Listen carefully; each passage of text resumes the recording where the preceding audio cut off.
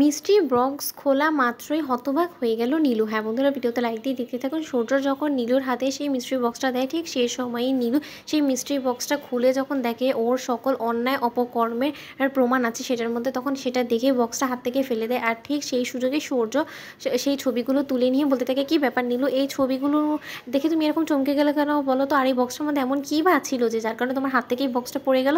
তখন নীলু ঘাবড়িয়ে গিয়ে সূর্যের হাত থেকে সেই বক্সটা নিয়ে বলতে থাকে যে, সূর্য এখন আমাকে একা ছেড়ে দাও, আমি তোমার সাথে এখন কোনোরকম কোনো তর্কে জড়াতে চাই না। তখন এই কথা বলা মাত্র সূর্য হাসতে হাসতে বলতে থাকে যে, এখন নিশ্চয়ই তুমি বিপদে পড়ে গিয়েছো, তার জন্যই তুমি আমার সাথে তর্কে জড়াতে চাও না, নয়তো বা তর্ক তো তোমার থেকেই আমি শিখেছি করা, জানো তো। তখন নীলু বলতে থাকে যে, দেখো সূর্য, এখন কথায় কথা বাড়বে, তুমি এইসব কথা বলে আমাকে প্লিজ ব্যতিব্যস্ত করার চেষ্টা করো না। তখন এই কথা বলতে না বলতেই যখন শ্রোতা অজানা এক নাম্বার থেকে ফোন করে নীলুকে হুমকি ধামকি দিতে থাকে আর বলতে থাকে, কী রে, নিশ্চয়ই এতক্ষণে পেয়ে গিয়েছিস সেই মিস্ট্রি বক্সটা, খুলে দেখেছিস নিশ্চয়ই, ওখানে থাকা প্রত্যেকটি ছবি দেখেছিস ভালো করে, খুব ভালো করে দেখে নি, সেখানে তোর সব অন্যায় অপকর্মের প্রমাণ আমাদের কাছে আছে। আর সেটা কিন্তু শুধুমাত্র তোকে একটা কপি পাঠানো হয়েছে, আমাদের কাছে কিন্তু অরিজিনাল ফুটেজটাও আছে। তাই আমার মনে হয় না যে আমাদের তোর বিরুদ্ধে যদি একবার আমরা কেস ফাইল করে দিই, তোর বিচার হওয়া থেকে কেউ আটকাতে পারবে, আর খুব একটা সময়ও লাগবে না আমাদের, তুই বুঝেছিস তো। তাই যত তাড়াতাড়ি সম্ভব তোর কাছে যত তথ্য প্রমাণ আছে সেগুলো নিয়ে আমরা যেখানে আসতে বলবো সেখানে চলে যায়। তখন এই কথা বলা মাত্র নীলু বলতে থাকে, কে আপনি বলুন তো, যে আপনার সকল কথা অনুযায়ী আমাকে চলতে হবে না? আমি যদি আপনার কথা অনুযায়ী না চলে আপনি কী আমার করতে পারেন বলুন তো?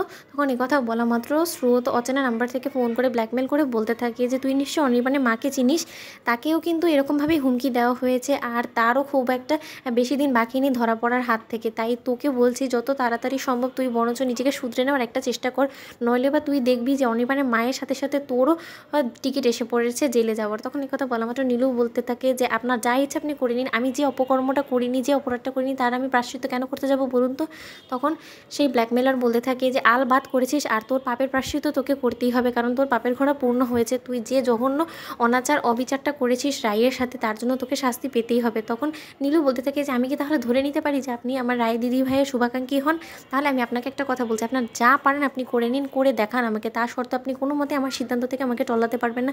আমি যে অপকর্মটা করিনি, এই অপরাধটা করিনি, তার জন্য আমি মোটেও শাস্তি মাথা পেতে নেব না। তখন এই কথা বলা মাত্র আননোন নাম্বার থেকে করা ব্ল্যাকমেলারটা ফোন করে বলতে থাকে যে, তাহলে ঠিক আছে, বরঞ্চ আমি আমার মতন করে এগোই, তারপরে তুমি কিন্তু আমাকে দোষারোপ করতে পারবে না যে তোমাকে কেন শুধু শুধু মিথ্যে মিথ্যে আমরা ফাঁসিয়ে দিয়েছি। তখন এই কথা বলা মাত্র নীলু বলতে থাকে যে, যা ইচ্ছে করে নিন।